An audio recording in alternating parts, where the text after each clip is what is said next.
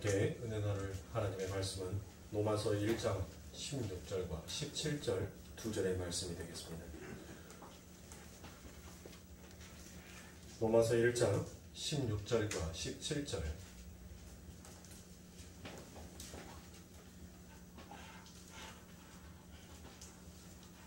다 찾으신 줄 알고 한 목소리를 함께 봉독하여 드리도록 하겠습니다. 내가 복음을 부끄러워하지 아니하노니 이 복음은 모든 믿는 자에게 구원을 주시는 하나님의 능력이 됨이라. 먼저는 유대인에게요 그리고 헬라인에게로다. 복음에는 하나님의 의가 나타나서 믿음으로 믿음에 이르게 하나니 기록된 바 오직 의인은 믿음으로 말미암아 살리라 함과 같으니라. 아멘. 자, 오직 의인은 믿음으로라는 말씀의 제목을 가지고 그 두 번째 시간을 갖도록 하겠습니다. 마스크가 바뀌었죠. 예배 시작 전에 썼던 마스크가 너무 숨이 차가지고 들숨을 쉬어야 되는데 마스크 천이 코에 딱 달라붙으니까 들숨이 안 쉬어지니까 너무 답답해서 기도 시간에 얼른 마스크를 바꿨습니다. 요거 쓰고 나니까 좀 편하네요. 그러니까는 인간이 살았다고 해서 산 것이 아니에요. 콧구멍 2개 막아놓으니까 답답해가지고 발음도 안 되고 정신을 못 차리는 거예요. 정신을. 콧구멍 2개만 막아놨는데 네? 몰라요? 아니 들숨 쉬려니까 천이 콧구멍 2개를 딱 막아버리니까 입으로 숨을 쉬어야 되는데 입에서는 뭐하고 있어요. 지금 노래 부르고 했는데 인간이 대단한 능력을 갖고 있다라고 말을 하지만 능력이 있는 게 아니에요. 숨구멍 2개만 딱 막아놓으니까 끽소리도 못하더라는 거예요. 자, 바로 제가 여러분들에게 이 말씀을 드리는 것은 우리의 신앙도 마찬가지예요. 우리의 신앙도 오직 의인은 믿음으로 의해 살리라라는 이 말씀처럼 오직 의인은 자기가 어떠한 자인지를 올바른 자아의식을 하면서 사는 자예요. 그래서 내게 주어진 그 믿음이, 내게 주어진 그 긍휼이, 그 사랑이 얼마나 값지고 아름답고 고귀한 것인지를 깨닫는 거예요. 그게 믿음이에요.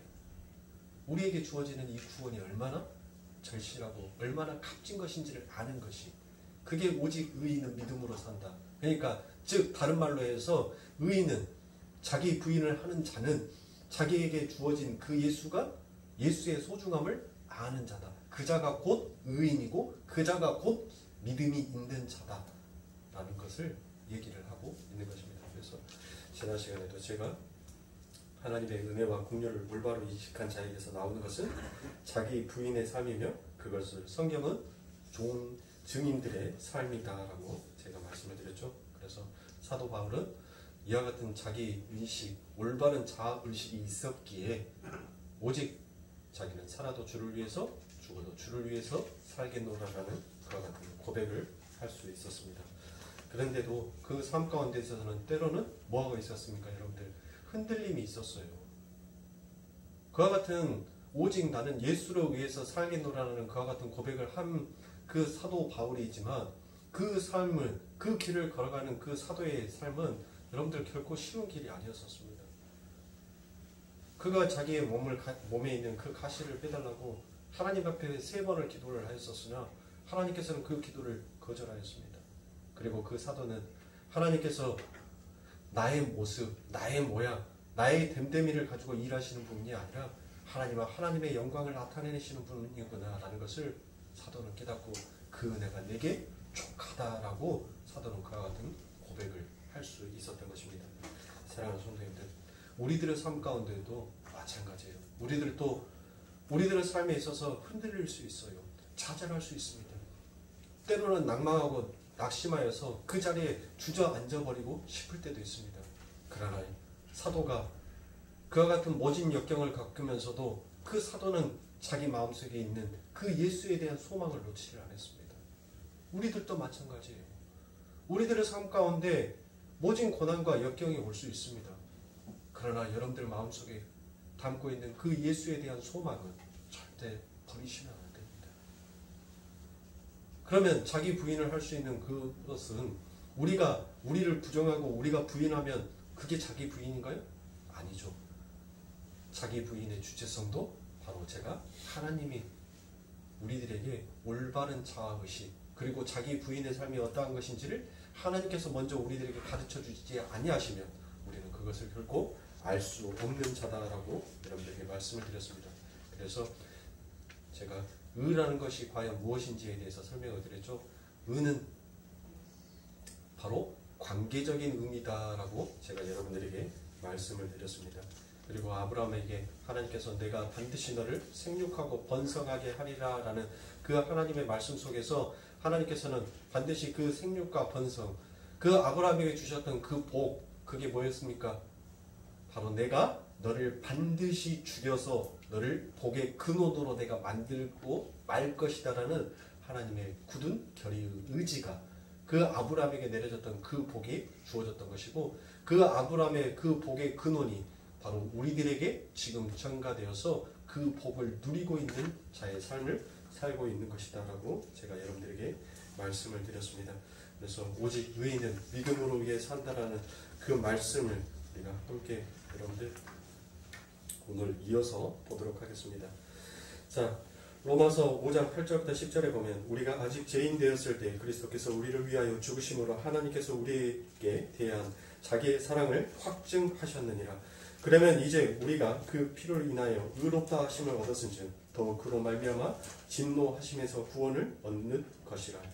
곧 우리가 원수 되었을 때 그 아들의 죽으심으로 말미암아 하나님으로 더불어 화목되었은즉 화목된 자로서는 더욱 그의 살리심을 위하여 구원을 얻을 것이니라 라고 되어 있습니다. 자, 사랑하는 성도님들, 로마서 5장 8절에서 여러분들 뭐라고 얘기를 합니까? 우리의 의가 바로 무엇이다라고 얘기합니까? 하나님의 사랑에 확증하기 위해서 누구를 이 세상에 보내주셨다고요? 예수를 보내주셨다라고 얘기를 하죠. 그러니까 오직 의인은 예수 그리스도, 하나님의 그 사랑을 확증시키기 위해서 예수 그리스도의 핏뿌림을 받은 자, 그 자가 바로 의인이다라고 말을 합니다. 그런데 여러분들, 그 예수 그리스도의 피가 뿌려지기 전에 우리는 어떤 상태였다고 그랬어요? 우리가 의인이었다라고 했습니까? 예수 그리스도의 그 피가 의인된 자, 하나님께서 창세 전에 선택받은 백성들에게 하나님께서 그 피를 뿌렸다라고 지금 로마서 5장에 그렇게 기록이 되어 있나요? 아니죠. 뭐라고 기록이 되었습니까? 우리가 그 피가 뿌려지기 전에 죄인 되었을 때, 하나님과 원수 되었었을 때 하나님께서는 우리들에게 그 피를 뿌리셔서 우리를 하늘의 왕자로 삼아 주셨다라고 얘기를 하는 것입니다. 그러니까 사랑하는 성도님들, 옛날에 왕을 배신하는 사람들이 있었죠. 왕을 자리를 끄집어 내려서 자기가 왕이 되고 싶어 했던 자들, 그 사람들을 우리들은 반역자다라고 얘기를 하지 않습니까? 그 반역자들을 여러분들, 그들의 죄가 발각이 되면 그들은 어떻게 됩니까? 능지처참을 당합니다. 이 능지처참이라는 것은 굉장히 여러분들 무서운 형벌이에요.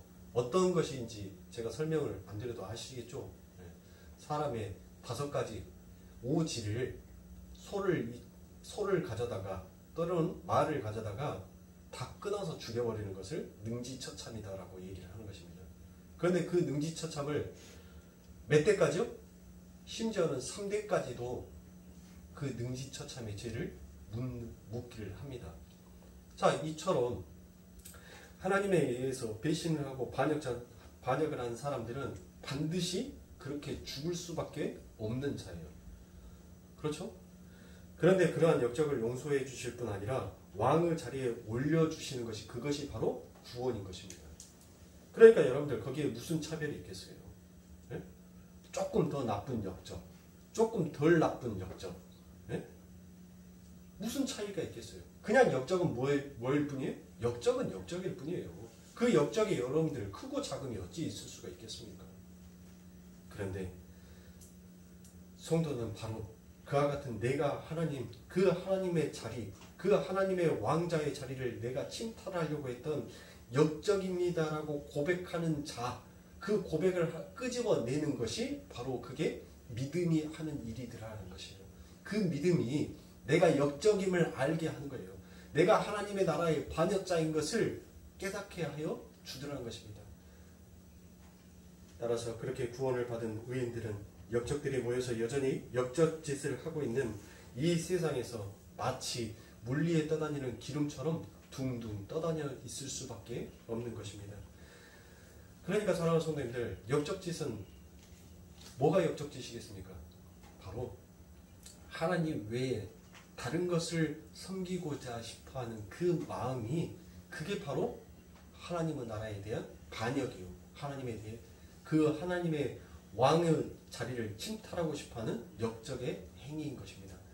그래서 빌립보서 3장 19절에 보면 그들의 마침은 멸망이요 그들의 신은 배요 그 영광은 그들의 부끄러움에 있고 땅의 일을 생각하는 자다라고 이처럼 얘기하여 버린 것입니다. 그래서 하나님께서는 바로 그러한 자들을 다 진멸해 버리시는 것입니다.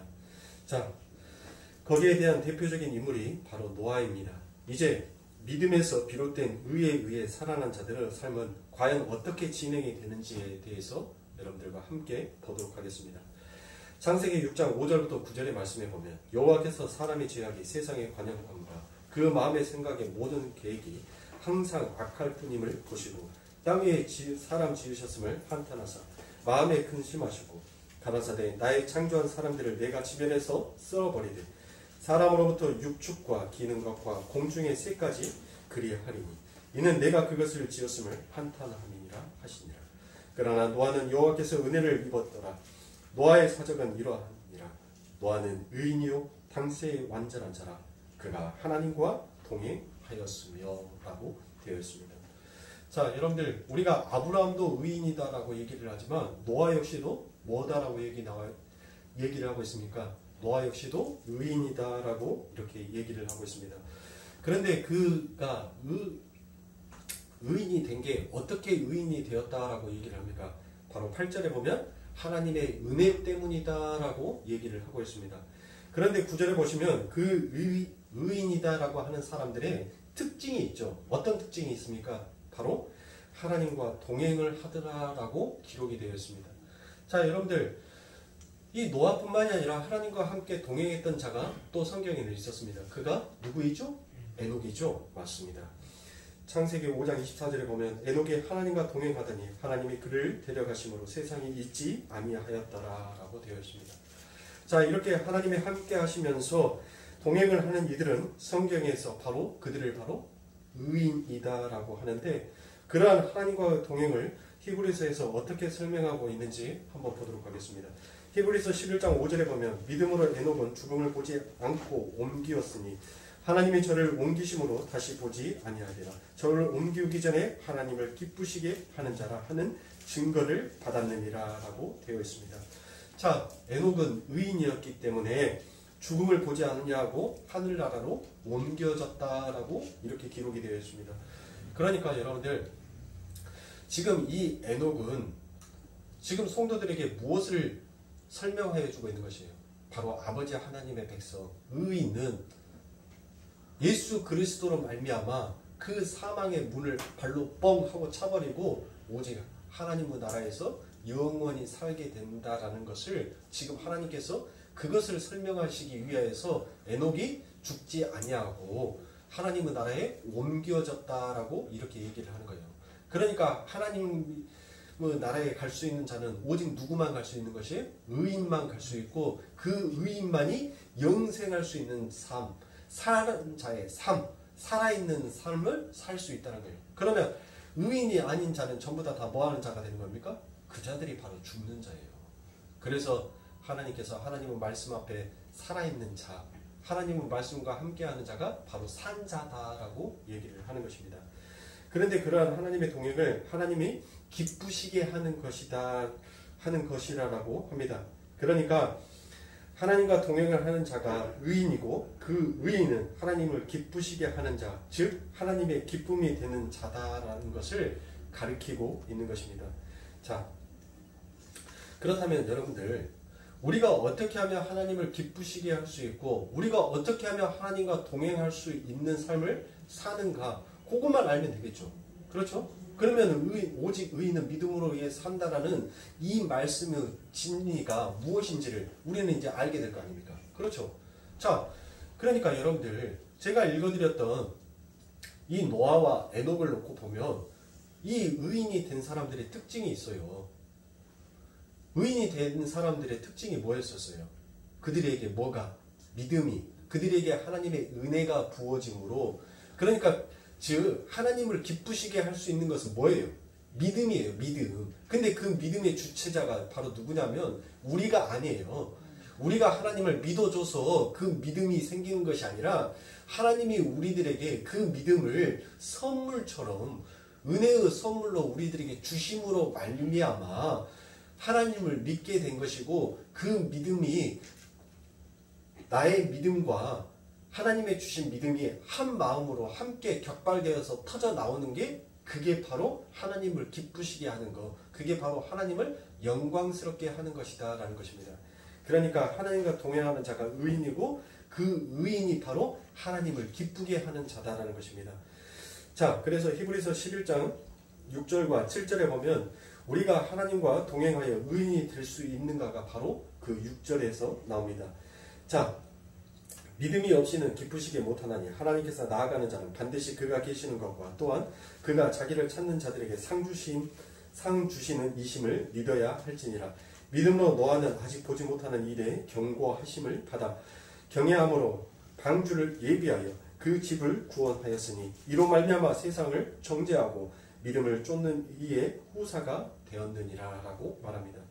자, 그러니까 하나님과 동행을 하던 의인 에녹이 하나님을 기쁘시게 한 것은 그의 믿음이었다라는 것입니다. 그래서 오직 믿음만이 하나님을 기쁘게 할 수 있는 것입니다. 그런데 7절에 보시면 노아가 바로 그 믿음으로 하나님을 기쁘시게 한 의인으로 등장을 하고 있습니다. 그러니까 의인인 노아는 믿음으로 하나님을 기쁘시게 한 사람이 맞죠. 그렇죠?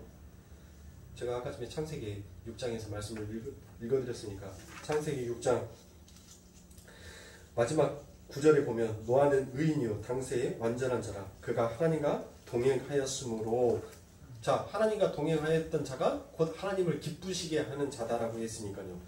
그런데 그 노아가 믿음으로 하나님을 기쁘게 하는 삶을 살면서 이 세상에서는 그가 어떠한 취급을 받았다라고 얘기를 합니까? 여러분들 우리가 믿음으로 사는 자 믿음으로 살아가는 자들을 우리들은 이 세상 우리를 뭘로 취급해요? 여전히 바보 취급하더라는 것입니다. 그래서 베드로 사도가 의인들은 고난의 현실을 설명하면서 노아를 바로 예로 가져다 쓴 것입니다. 베드로전서 3장 13절부터 21절에 보면 또 너희가 열심으로 선을 행하면 누가 너희를 해하리요. 그러나 의를 위하여 고난을 받으면 복 있는 자니 저희의 두려워함을 두려워 말며 소동치 말고 너희 마음에 그리스도를 주로 삼아 거룩하게 하고 너희 속에 있는 소망에 관한 이유를 묻는 자에게는 대답할 것은 항상 예비하되 온유와 두려움으로 하고 선한 양심을 가지라. 이는 그리스도 안에 있는 너희의 선행을 욕하는 자들로 그 비방하는 일에 부끄러움을 당하게 하려 함이라. 선을 행함으로 고난을 받는 것이 하나님의 뜻일진데 악을 행함으로 고난받는 것보다 나으니라. 그리스도께서도 한 번 죄를 위하여 죽으사 의인으로서 불의한 자들을 대신하셨으니 이는 우리를 하나님 앞으로 인도하려 하심이라. 육체로는 죽임을 당하시고 영으로는 살리심을 받으셨으니 저가 또한 영으로 옥에 있는 영들에게 전파하시니라. 그들은 전에 노아의 날 방주 예비한 동안 하나님의 오래 참고 기다리실 때 순종치 아니하던 자들이라. 방주에서 물로 말미암아 구원을 얻은 자가 몇 명뿐이니 겨우 8명이라. 물은 예수 그리스도의 부활하심으로 말미암아 이제 너희를 구원하는 편이 곧 세례라. 육체의 더러운 것을 제하여 버림이 아니요 오직 선한 양심이 하나님을 향하여 찾아가는 것이라 라고 되어 있습니다. 자, 베드로전서 3장 13절부터 제가 21절의 말씀을 여러분들과 함께 읽어드렸는데 여러분들의 13절의 말씀을 보시면 마치 인간의 열심을 요구하는 듯한 말씀이 나옵니다. 그렇죠? 13절에 무엇이라고 되어 있냐면 열심으로 선을 행하면 누가 너희를 해하리요 라는 이 말씀이 먼저 거슬리게 되는 것입니다. 자, 우리가 열심으로 선을 행하면 세상이 우리를 해하지 않습니까? 자, 그러면 이 말씀을 기록한 이 베드로의 취지와 지금 위에 있는 13절의 구절과 해석이 불일치하게 되는 것이죠. 지금 이 베드로전서 3장 13절에서부터는 3절에는 이 베드로가 무엇에 대해서 기록을 하고 있습니까? 고난받는 성도의 삶이 무엇인지에 대해서 지금 기록을 하고 있단 말이에요. 그렇죠? 그런데 선을 행하면 해를 받지 않는다는 말은 그 와중에 튀어나오면 바로 매끄러운 해석, 올바른 해석이 될 수가 없습니다. 거기에서 나오는 선은 바로 예수가 완료하신 하나님의 일을 말하는 것입니다. 그 선이라는 단어는 바로 하나님의 첫 창조 때 하나님께서 보시기에 좋았다. 맨 창조 뒤에 항상 하나님께서 토부 보시기에 좋았다라고 그와 같은 말씀을 쓰시죠. 그게 바로 선인 것입니다. 바로 그 단어는 창조의 언어이기도 합니다. 그래서 바울도 종종 인용해서 쓰곤 했습니다. 빌립보서 1장 6절에 보면 너희 속에 착한 일을 시작하신 이가 그리스도의 예수의 날까지 이를 줄을 우리가 확신하노라라고 얘기합니다. 그러니까 여러분들 착한 일은 뭐예요? 선한 일은 뭐예요? 선한 일. 선한 일은 여러분들 바로 선은 성경에서 항상 선을 나타내는 그 주체성은 바로 하나님이에요. 하나님. 그러니까 선은 곧 누구다? 예수가 선이다라는 거예요. 그러면 그 선한 일을 하시는 분이 착한 일을 하셨대요. 그 선을 행하시는 분이 착한 일을 했대요. 그러면 거기에서 착한 일은 뭐가 착한 일이겠어요? 바로 우리들에게, 죄인들에게, 원수들에게 하나님의 구원을, 용서를, 사랑을 베풀어 주시는 것. 그게 바로 하늘의 착한 일이에요. 그러니까 인간은 자꾸 이 말씀을 윤리와 도덕으로 풀려고 하니까 거기에서 자꾸 행위가 나가려고 하는 거예요. 행위가. 선을 베풀자. 구제를 하자. 다 좋다니까요, 여러분들. 그게 나쁜 것이 아니에요. 제가 항상 여러분들에게 설명드리는 것은 제가 항상 고건법을 잘 사용해요. 고건법. 그러니까 그게 나쁜 것이 아닌데 여러분들 그것을 행하는 것보다 더 먼저 행해야 될 것은 바로 예수가 먼저 행해져야 된다는 것을 항상 여러분들에게 설명하기 위해서 제가 어떤 인간의 행위를 부정적인 것으로 간주를 하지만 여러분들 결국 하나님은 누구를 통해서 일을 해요? 사람을 통해서 일을 해요. 인간을 통해서 일을 한단 말이에요. 하나님의 일을. 강아지와 멍멍이를 통해서 일을 하시지 아니하시고 오직 사람을 들어서 일을 하셔요. 그러니까 하나님의 선이 무엇인지, 하나님의 착함의 행실이 무엇인지, 율법이 무엇이고 구원이 무엇이고 사랑과 용서가 무엇인지를 나타내는 것은 누구를 통해서 나타내요? 개새끼가 사랑한다라고 우리들에게 와가지고 주인님 사랑해요 라고 하면서 지가 뭐 합니까? 우리들에게? 안 하잖아요. 강아지는 강아지일 뿐이에요. 고양이는 고양이일 뿐이라니까요. 오직 그 사랑의 표현은 누구만 할 수 있는 거예요?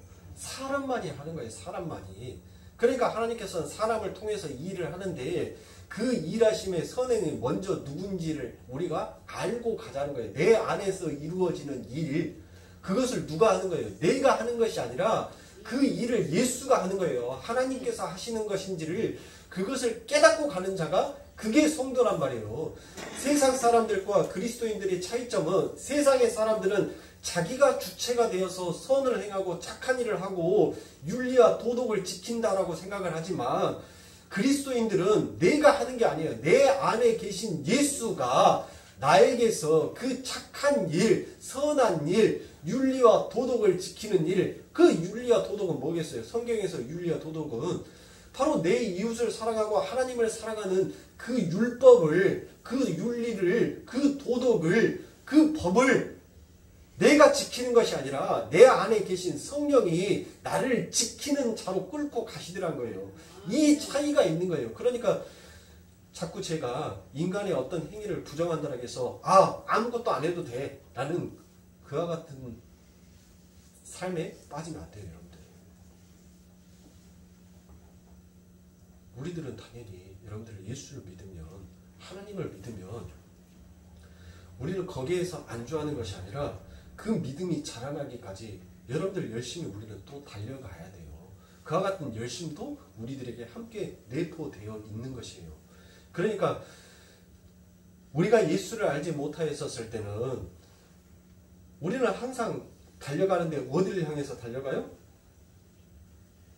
내 욕심, 내 가치, 나라는 주체성을 향하여서 항상 달려갔던 거예요. 그런데 이제는 내가 예수를 믿음으로 인하여서 나는 예수 그리스도와 함께 죽어버렸고 예수 그리스도와 함께 살았다라는 그 고백을 내 입술에서 딱 하는 순간 나는 내가 사는 것이 아니에요. 나는 살아도 주를 위해서 죽어도 주를 위해서 사는 자로 이제 내 삶의 목표 지점이 바뀌어버린 거예요. 나에서 예수로 바뀌는 거. 그게 그리스도인이에요. 그게 신앙생활인 것입니다. 그래서 여기에서 착한 일은 바로 베드로전서 3장에서 나오는 선한 일을 말하는 것입니다. 그런데 여기에서 착한 일이 바로 무엇입니까? 바로 성도 안에서 시작된 착한 일. 그게 바로 구원의 일인 것입니다. 그래서 예수님은 그 선이라는 단어를 하나님께 국한시켜 버립니다. 마태복음 19장 17절에 보면 예수께서 가라사대 어찌하여 선한 일을 내게 묻느냐 선한 이는 오직 한 분이시니라. 내가 생명에 들어가려면 계명들을 지키라라고 말씀하고 있는 것입니다. 그러니까 선이라는 것은 1차적으로 누구의 것이? 하나님의 것이다 라는 것입니다. 그런데 베드로는 그 선한 일을 성도에게 일어나게 된다라고 기술을 하고 있죠. 자, 그것이 바로 무엇이겠어요? 그것이 바로 성도 안에서 일어나는 십자가의 실제화인 것입니다. 즉 자기 부인의 삶, 그리고 자기에게 주어지는 그 십자가를 짊어지고 걸어가는 삶, 그 삶이 성도들의 삶 가운데 있어서 반드시 착한 일로 드러나게끔 되어 있다는 것이에요. 왜요? 그게 바로 예수가 한 일이니까. 그게 바로 하나님께서 하시는 선한 일이니까. 그래서 그 선한 일을 바로 하나님의 백성, 하나님의 성도들에게는 그 일, 그 삶이 실제화되어서 나타내게끔 되어 있다는 것이에요. 그래서 선을 행하다라고 되어 있는 이 행함이라는 단어가 바로 모방자, 추종자라는 의미에서 미메테스라고 쓰이는 것입니다. 그 미메테스라고 쓰여져 있는 단어가 바로 고린도전서에서 똑같이 쓰여지고 있습니다.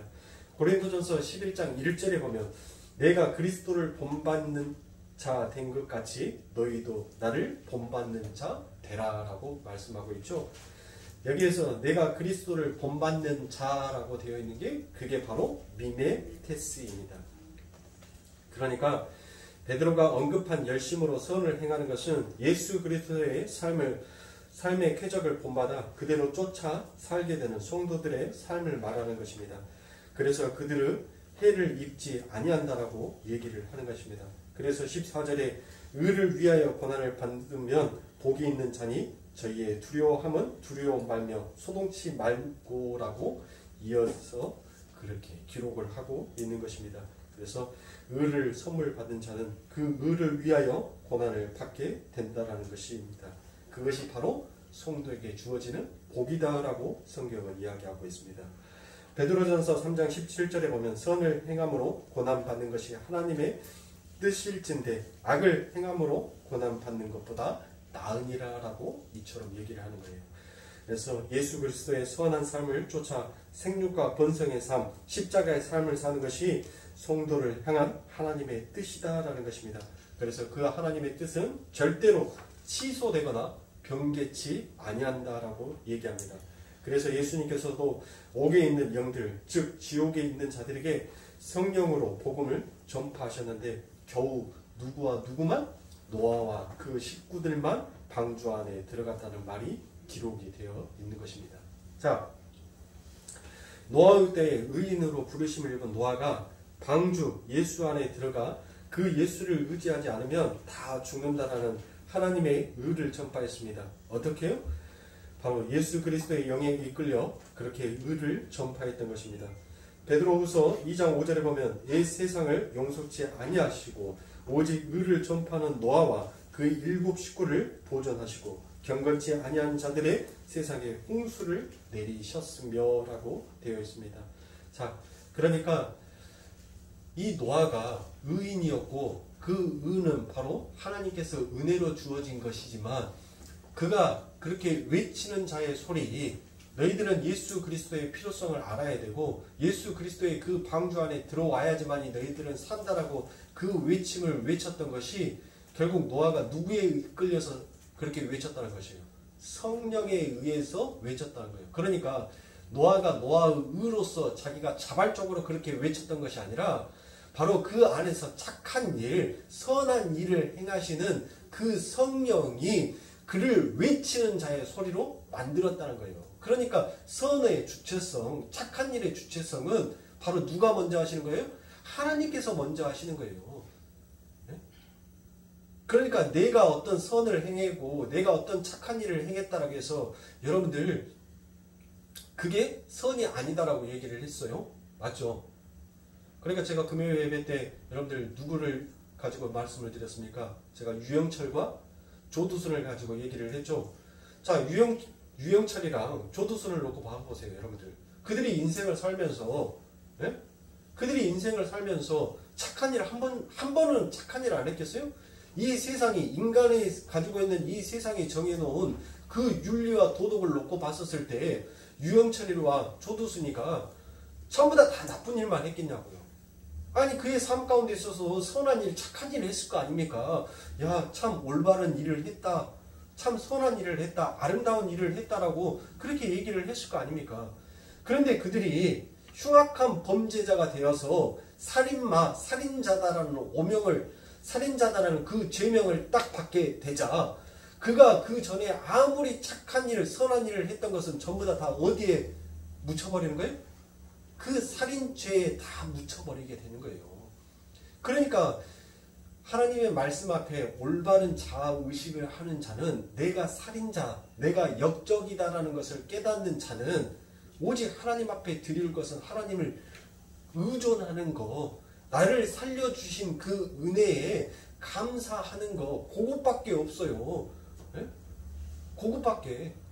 아니 왕이 마음이 바뀌어가지고 언제 나를 죽여버릴지 모르는데 여러분들 그 왕이 나를 살려줬다니까요. 내 집안을 살려줬어요. 그러면 어떻게 합니까? 그 왕이 살아있는 동안만큼은 그 왕이 노여움을 사지 않기 위해서 제가 지금 하나님의 세계가 아니라 이 땅의 세계를 놓고 말을 한 거예요. 그 왕이 살아있는 한 그 왕이 나를 살려줬어요. 개국공신이다 해서 그 역적짓을 했는데 개국공신 나라에 큰 공을 세웠다고 해서 그래서 그냥 그것으로 그 공으로 살려줬어요. 근데 그 왕은 어때요? 그 마음속에 저놈은 언젠가는 또다시 역적짓을 할 수 있는 놈이다라는 것을 항상 마음속에 각인하고 있을 거 아닙니까? 그리고 그 역적짓이 발견되어서 그 죽음 가운데 살아난 자는 뭐예요? 아, 저 왕은 언젠간 지가 기분 나쁘면 나를 죽이겠지라는 그와 같은 불안감에 사로잡혀서 살 거 아닙니까? 그러니까 이 역적은 뭐예요? 그 왕에게 그 왕의 심기를 건드려요, 안 건드려요?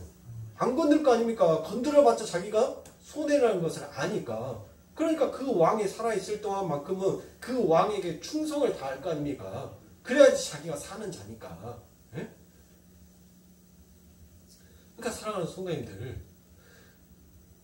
하물며 인간의 세상에서도 자기의 목숨을 구원고자 자기의 생명을 지고 있는 자 앞에 그렇게 불의 앞에서도 충성하고 불의 앞에서도 예하고 복종을 하건만 하물며 여러분들 인간을 창조하신 그 하나님의 말씀 앞에서 인간이 무엇을 한다라고 그 하나님 앞에 인정을 받을 수 있냔 말이에요.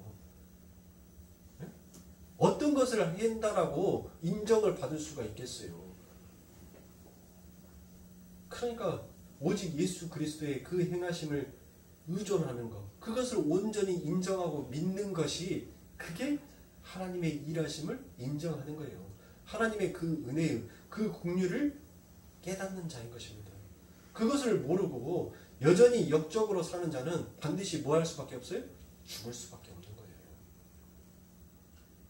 그러니까 성경은 오직 의인은 믿음으로 의해 산다라는 말은 오직 예수의 그 은혜, 너를 살려준 그 은혜, 그 은혜를 붙드는 자만, 그 은혜를 깨닫고 아는 자만 하나님께서 뭐 하시겠다는 거예요? 끝까지 긍휼, 끝까지 사랑으로 용서해 주시겠다는 거예요. 그런데 거기에서 여러분들 우리가 무엇을 한다라고, 뭘 한다라고 하나님께서 우리를 칭찬해 주시겠냐고요. 우리는 죽을 수밖에 없는 자인데.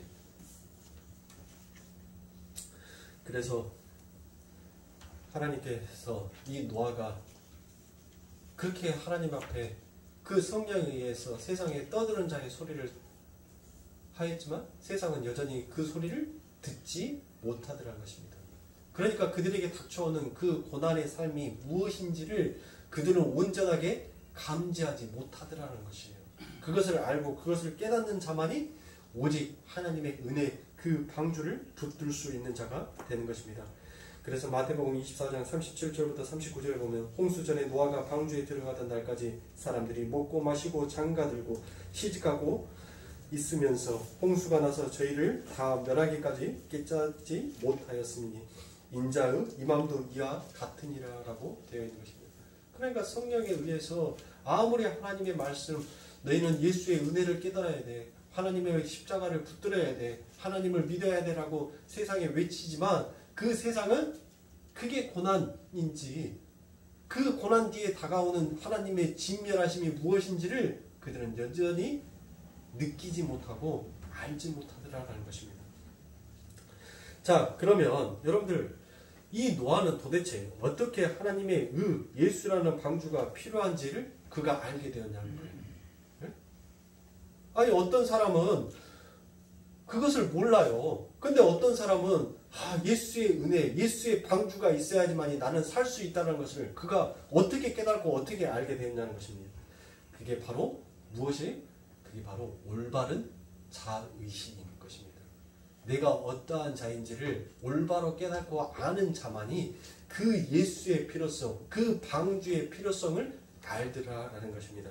그래서 20절에 보면 노아가 그 가족들을 물에서 구원을 얻었다라고 하지 않고 물에 의해 구원을 얻었다라고 표현을 하고 있는 것입니다.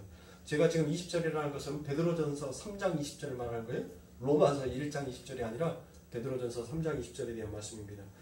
제가 베드로전서 3장 20절에 나와 있는 그 말씀을 다시 한번 여러분들에게 말씀드리면 노아가 그 가족들을 물에서 구원을 얻었다 하지 아니하고 물에 의해 구원을 얻었다라고 표현을 하고 있는 것입니다.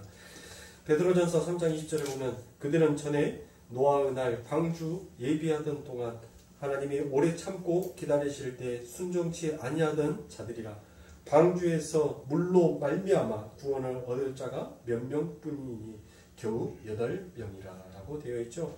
여기에서 지금 제가 읽어드렸던 것이 바로 물로 말미암아입니다.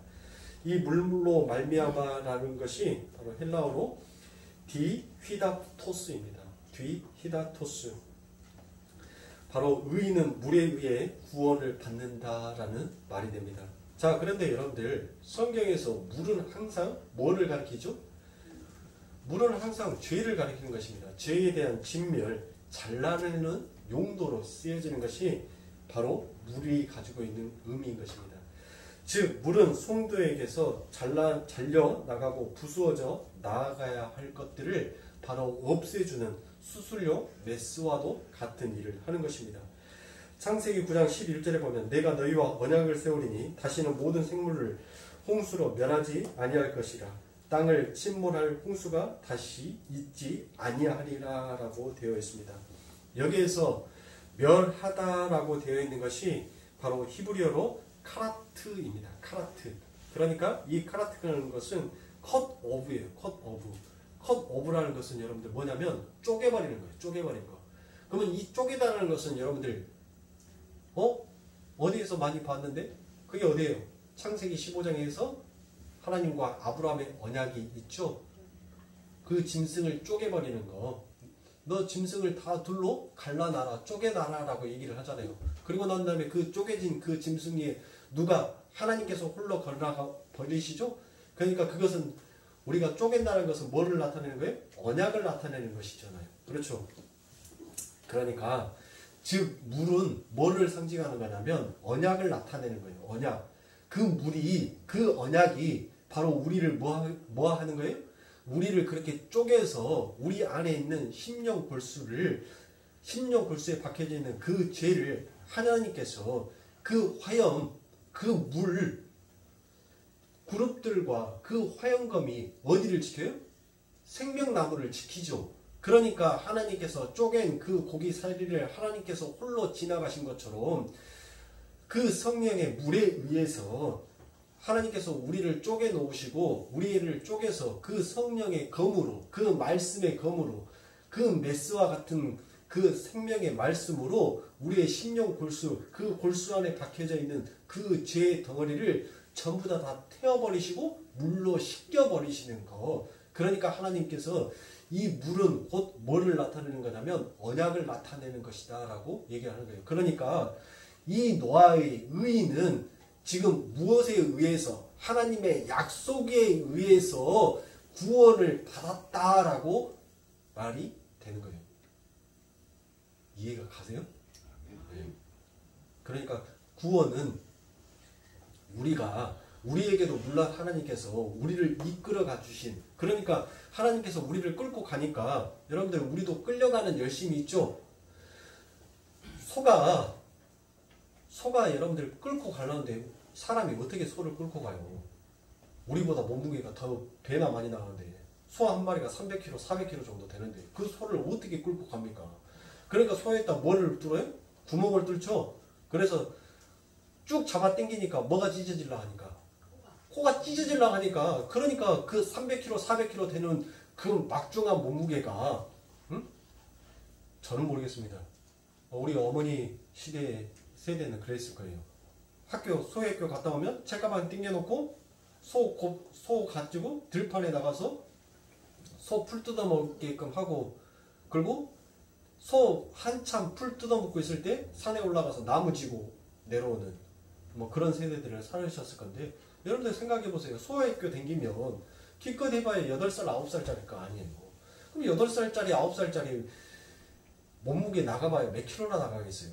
지금처럼 잘 먹어서 우리 신상이처럼 예? 한 50kg 8살짜리가 50kg 나가는 그건 아니겠죠. 예. 그때 당시에는 못 먹고 못 살았던 시대니까 기껏 해봐야 한 20 몇 킬로나 나갔을 거 아닙니까? 그 20kg짜리 아이가 300kg, 400kg 되는 그 송아지를 어떻게 끌고 가냐고요. 예? 그러니까 성령에 의해서 성령이 우리를 끌고 가는 거예요. 그러니까 도저히 뗄 수 없는 그 발걸음이 떼어지는 열심이 우리에게도 주어지게 되더라는 거예요. 근데 우리는 뭐 하고 있어요? 안 가고 싶단 말이에요.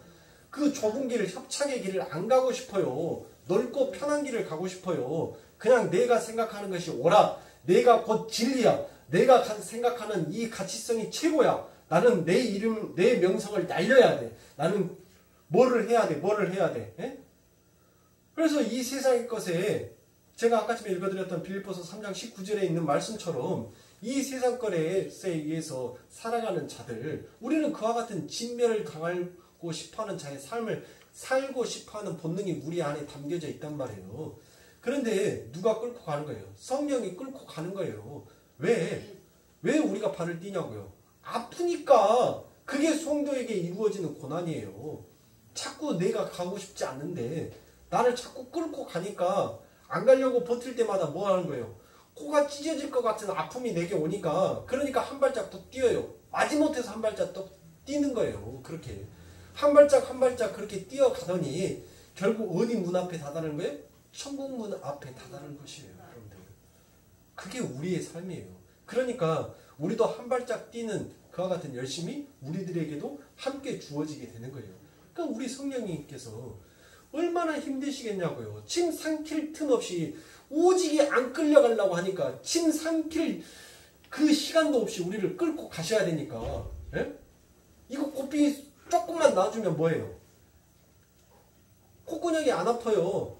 코가 안 찢어질 것 같아요. 그러니까 살만하니까 또 뒷걸음질 치려고 해요. 그러니까 성령이 뭐예요? 저거는 내 침 삼킬 틈, 저는 틈 주면 안 돼. 나는 계속 끌고 가야 돼 하고 그리고 끌고 가는 거예요. 그러니까 산 넘어 산인 거 아닙니까? 근데 그 고난이, 그 고통이, 그 아픔이 여러분들 우리들의 삶 가운데 있어서 예수의 이름 부르짖고 하나님 앞에 기도하더니 내 앞에 있는 그 엄청난 막중한 산이 뭐처럼 보이는 거예요? 들녘처럼, 들팔처럼, 평지처럼 그렇게 평평하게 보여지더란 것이에요. 그게 어떻게 가능하냐고요. 그게 하나님의 권능이에요. 그게 하나님께서 우리들에게 보여주시는 하나님의 능력이란 말이에요. 그래서 우리는 그 소망을 가지고 우리는 계속 그 아버지 하나님의 나라에 이게 고통스럽고 힘든 삶인지를 알면서도 가는 거예요. 왜? 그 하나님의 능력에 의해서. 그런데 그 물이 이 역사 속에서 하나님의 백성들에게 부어짐으로 예수 그리스도의 십자가가 성도 삶 속에 그들에게 그대로 실체화되어 나타나는 것입니다.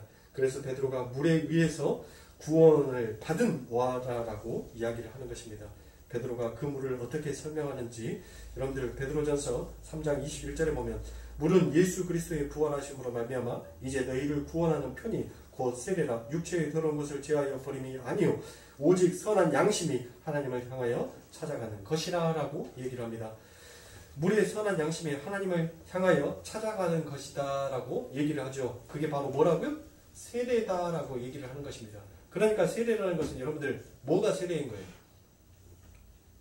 세례라는 것은 여러분들 바로 나의 옛 자아가 죽고 그렇게 죽어버린 자아를 예수 그리스도의 능력으로 나를 부활시켜서 새로운 생명으로 탄생되게끔 하여 주시는 거, 그게 세례지 않습니까? 그렇죠.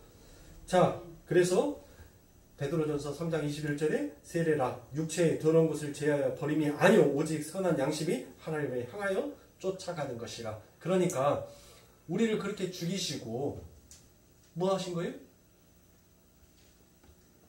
착하게 살자, 선하게 살자, 윤리와 도덕을 지키자, 율법을 지키자라는 그렇게 자기의 것을 챙기려고 하는 그런 바리새인과 같은 자가 되지, 바리새인과 같은 마음을 갖고 있었던 우리의 마음을 하나님께서 거기에서 제하여 버리시고 이제는 예수를 쫓는 마음, 율법이 아닌 하나님의 의를 쫓는 마음으로 우리를 바꿔주셨다라는 것입니다. 그런데 그 물이 무엇이냐 하냐면 선한 마음이 하나님을 간구하는 것이다 라고 얘기를 합니다. 여기에서 선한 물이 하나님을 간구하는 것이다 라고 되어 있는 것이 바로 에페로테마입니다. 에페로테마라는 단어는 무엇을 향하여 찾아가다라는 뜻이 아니라 간구하다, 호소하다라는 그와 같은 뜻이 있습니다. 그러니까 그 물이 무엇을 하냐면 선한 양심이 하나님을 향하여 찾아가게 하는 것이다 라고 해석이 되어 있는 것은 여러분들 조금 더 가난한 해석인 것입니다. 그 구절은 선한 마음이 하나님만을 간구하게 하는 것이다 라고 번역을 하는 것이 여러분들 이렇게 번역을 해야지만이 정확하게 맞는 것입니다. 왜냐? 헬라어에서 제가 방금 읽어드렸던 것처럼 에페로테마가 무엇을 향하여 찾아가다가 아니라 간구하다, 호소하다라는 그와 같은 뜻이 그 안에 담겨져 있기 때문인 것입니다. 따라서 물은 성도로 하여금 하나님을 찾아 그쪽으로 간구하게 만드는 하나님은 절대 의존자들로 만들어가는 도구인 것입니다. 바로 이 이야기를 에스겔서 36장의 새 언약의 현실로 그대로 옮겨 놓은 것입니다. 에스겔서 36장 25절부터 27절에 보면 맑은 물로 너희에게 뿌려서 너희로 정결케 하되 곧 너희의 모든 더러운 것에서와 모든 우상을 섬김에서 너희를 정결케 할 것이며 또 새 영을 너희 속에 두고 새 마음을 너희에게 주되 너희 육체에서 굳은 마음을 제하고 부드러운 마음을 줄 것이며 또 내 신을 너희 속에 두어 너희로 내 율례를 행하게 하리니 너희가 내 규례를 지켜 행할지니라 라고 말씀합니다. 자 보세요. 하나님께서 이스라엘을 생육하시고 번성하는 자로 만들어 가시겠다라고 하시면서 그들에게 뭐를 뿌리셔요? 물을 뿌리시죠. 자, 새 마음으로 만들어 하나님의 규례를 지키게 하는, 행하게 하는 자들로 만들어 놓겠다라고 얘기를 합니다. 바로 그게 베드로서서에 나와 있는 에페로테마인 것입니다. 그래서 여기에서 물이 나오는 선한 양심이 나오고 하나님의 규례를 지키는 이야기가 나오는 것입니다. 이 이야기를 베드로가 인용하여 쓰고 있는 것이고, 그런데 그 물이 우리에게 선한 마음을 갖게 하는데 성령이 계획을 하고 있다라고 얘기를 합니다. 그게 바로 26절과 27절의 말씀입니다. 그러니까 성령이 우리 안에 들어오시면 우리 안에서 물이 심판의 시작이 이루어지게 되는 것입니다. 그래서 예수님도 물이 성령이다라고 말씀을 하십니다. 요한복음 7장 38절과 39절에 보면 나를 믿는 자는 성경의 이름과 같이 그 배에서 생수강이 흘러나니라 하시니 이는 그를 믿는 자의 받을 성령을 가르쳐 말씀하시는 것이라 라고 얘기합니다. 따라서 배에서 생수가 흘러넘치는 이의 삶은 바로 심판의 삶을 살게 되는 것입니다. 성령은 우리에게 오셔서 죄에 대하여 의에 대하여 심판에 대하여 책망하심으로 우리의 옛 사고와 옛 자아를 완전히 부수시는 일을 하십니다. 그렇게 하나님의 심판의 물을 위해 오히려 소생하게 되는 구원의 현실을 성경이 바로 무엇이다라고 얘기를 하냐면 부흥이다라고 얘기를 합니다. 하박국 3장 2절에 보면 여호와께서 내가 주께 대한 소문을 듣고 놀랐나이다. 여호와여 주는 주의 일을 이 수년 내에 부흥케 하옵소서. 이 수년 내에 나타내시옵소서. 진노 중에라도 긍휼을 잊지 마옵소서라고 얘기를 합니다. 자, 의인은 믿음으로 말미암아 산다라는 말의 진원지인 하박국은 바벨론과 유다의 공동 심판에 관한 이야기인 것입니다. 그렇죠? 그래서 누가 의인이냐 물으실 때 바로 그 유다를 치기 위해 세운 바벨론도 다 사용하신 후에 하나님께서 폐기하여 버리셨던 것처럼 바로 오직 의인은 믿음으로 살기 위하여서 하나님께서 그 믿음이 무엇인지를 나타내시기 위해서 하나님께서 뭐 또 들어 쓰신다고요? 마귀도 들어서 썼다는 것입니다. 그래서 여러분들이 잘 알고 있는 하박국 2장 4절에 보라 그의 마음은 교만하여 그의 속에서 정직하지 못하리니 그러나 의인은 믿음으로 말미암아 살리라라는 말씀이 기록되어 있는 것입니다. 이 말은 바벨론 안에 유다가 들어있고 유다 안에 바벨론이 들어있다는 말씀인 것입니다. 그러니까 하나님은 유다 안에 바벨론을 완전히 진멸하시고 믿음에 의한 의를 그들을 살려내시겠다는 말씀을 하고 계시는 것입니다. 그것을 바로 부흥이다라고 얘기를 하는 것입니다. 그래서 수년 내에 우리를 부흥케 해달라는 그 청원 바로 밑에 주께서 대만이 오시고 발랄산에 오신다는 내용이 기록되어 있는 것입니다. 그것은 바로 모두 심판을 하나님께서 임재하는 곳이다라는 것입니다. 그래서 이 부흥이라는 단어가 히브리어로 하야의 PL 바로 강조 동사인 것입니다. 그 말은 거의 죽었던 것을 은혜로 소생시키다, 살려내시다, 생명력이 넘치시게 하다라는 뜻이 있는 것입니다. 그러니까 사랑하는 성도님들, 이 부흥이라는 것은 어떤 수가 늘어나는 개념이 아니라 바로 죽어있는 자를 소생케 하는 것, 죽어있는 자를 살려주시는 게 그게 부흥인 것이에요. 그러니까 지금 이 하박국 선지자가 이 유다에게 제가 아까쯤에 드렸던 말씀을 이제 정리를 하면 바로 그 말씀인 거예요. 지금 하나님께서 누구를 들여서 쓰세요? 바벨론을 들여서 썼죠. 그렇죠? 누구를 가르치시기 위해서? 하나님의 백성을 가르치기 위해서. 근데 그 바벨론이 바로 의인은 믿음에 의해 살리라라는 그 말씀의 진리가 무엇인지를 깨닫게 하시고 난 다음에 그 바벨론을 뭐 했어요? 하나님께서는 진멸해 버리세요. 폐기 처분해 버리신다고요. 그 바벨론이, 그 어마어마했던 그 바벨론이 여러분들 어떻게 사라졌는지 모를 정도로 정말 허망하게 역사 속에서 훅 하고 사라져 버립니다. 그냥 촛불에다가 불 붙여놨는데 우리가 사람이 생일 축하하고 난 다음에 아무리 처에다 불 많이 붙여놓고 해도 우리가 훅 불어버리면 그 촛불이 뭐예요? 순식간에 꺼져버리죠. 그러니까 하나님께서는 우리 안에 있는 그 바벨론을 진멸하여 버리시고 하나님의 생명, 의인은 믿음으로 산다라는 그 소생케 되는 삶이 무엇인지를 반드시 가르쳐서 우리를 뭐에 거하는 자? 믿음에 거하는 자. 그 믿음에 거하는 자는 곧 무엇 하는 자다라고 그랬어요. 제가 처음에 노아의 설명을 할 때 하나님과 동행하는 자다라고 말씀을 드렸죠. 그 하나님과 동행하는 자가 하나님을 기쁘시게 하는 자다라고 제가 말씀을 드렸습니다. 그러니까 사랑하는 성도님들, 제가 이렇게 긴 시간 동안 여러분들한테 말씀드리고 싶어하는 결론은 바로 그거예요. 우리는 예수 그리스도를 믿는 사람들이고 우리 안에서 그 선한 일을 하시는 일은 바로 예수다. 그리고 우리가 이 세상 가운데 그와 같이 외치는 자의 소리를 하면서 그 아버지다라고 외칠 수 있었던 것은 나의 믿음이 내가 예수를 믿어서 되어지는 그 능력이 아니라 내 안에서 계시는 그 성령이 나의 입을 벌려서 하나님은 아버지시고 예수 그리스도는 나 같은 이 죄인을 위하여서 이 땅에 오셔서 그의 피를 뿌려서 나를 살려내시는 분이 맞다라는 그 고백을 내 입술 속에서 끄집어내게 하심으로 인하여서 내 안에 있던 그 바벨론과 같은 내 자아를 하나님께서는 진멸하여 버리시고 오직 하나님의 백성, 의로운 자, 하나님을 기쁘시게 하는 자, 하나님과 동행하는 자의 삶을 살게끔 하나님께서 나를 만들어 놓더라라는 요 설명을 하기 위해서요. 그러니까 한마디로 말하면 누구? 아브라함에게 주어졌던 그 복이 있죠.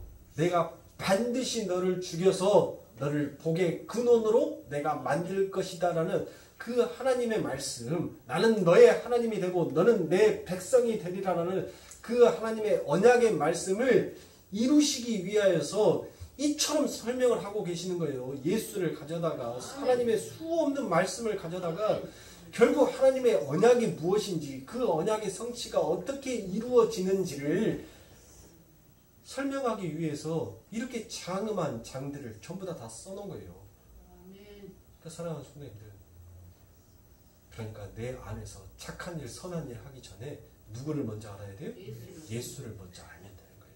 그래서 제가 자꾸 예수를 알자, 예수를 알자라고, 예수를 알자, 예수를 바라보자라고 제가 그렇게 여러분들에게 말씀을 드린 거예요. 사랑하는 성도님들, 우리가 예수를 알고 예수를 바라봐야 돼요. 그게 결국 자기의 십자가를 지고 자기를 부인하면서 하나님의 그 길을 쫓는 제자의 삶이다라는 것이에요. 사랑하는 성도님들, 여러분들의 삶, 여러분들의 인생 가운데 예수 믿는 길은 쉬운 길이 아니에요. 근데 쉬운 길이 아니면서도 불구하고 내 안에는 나도 알지 못하는 그 기쁨이, 그 끌림이 나를 끌고 가더라는 것이에요. 그게 하나님의 능력이었구나를 깨닫고 아는 것이 그게 우리의 인생인 것입니다. 사랑하는 성도님들, 여러분들의 삶 가운데 더 많이 예수를 의지하시고 더 많이 예수를 바라보면서 더 많이 예수께 간구하면서 여러분들 그렇게 살아가시면 되겠습니다. 여러분들의 삶, 여러분들의 인생은 반드시 여러분들에게 의인은 믿음으로 말미암아 살리다라는 이 진리가 열매처럼 나타나게 될 것입니다. 그 열매가 맺혀진 자만 아버지 하나님의 나라 그 천국에 입성할 수 있고 하나님의 나라에서 영생한 삶을 누리며 살 수 있는 자가 되는 것입니다. 기도하겠습니다.